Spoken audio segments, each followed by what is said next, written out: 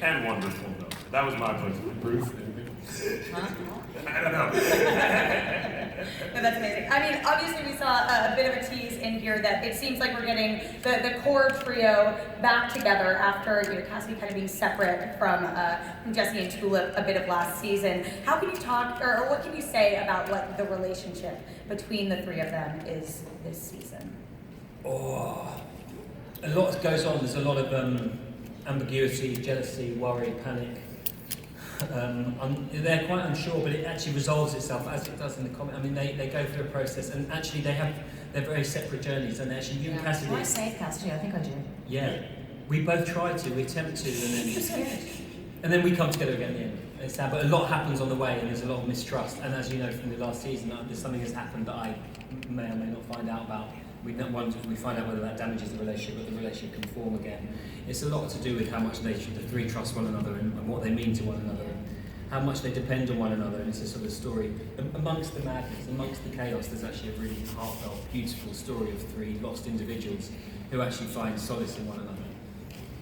Yeah, and well, there's a tension, I think, between Jesse and Tulip, where they kind of have sort of a reckoning with each other, and I think they all just realize what they're all worth to one another, and how much they mean, and that like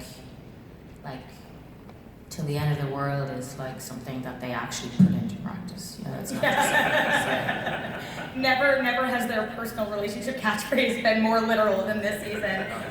Now, Mark, I'm so glad you're joining us here, and I have to imagine that God is probably one of the most intimidating characters you can ever play, and your version obviously is not maybe the most holy depiction of God. So talk about how you and kind of the creative team have come up with this version of God, obviously a bit of a spin from what we saw in the comics as well. Well, God is he's created man in his own image.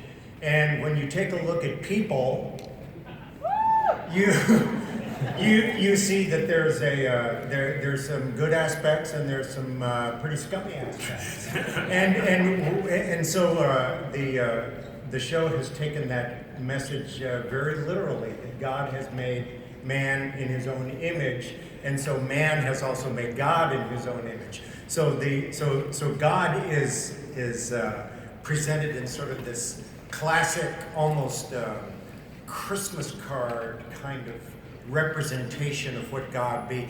If this story had taken place in another culture, God would assume the form of God in that culture. But in Jesse Custer's culture, this is what God looks like, and he ain't a nice boy. No, he's not. He ain't a good boy, and he can't make up his mind, it turns out. And he discovers that there are a lot of variables in the world that he's created.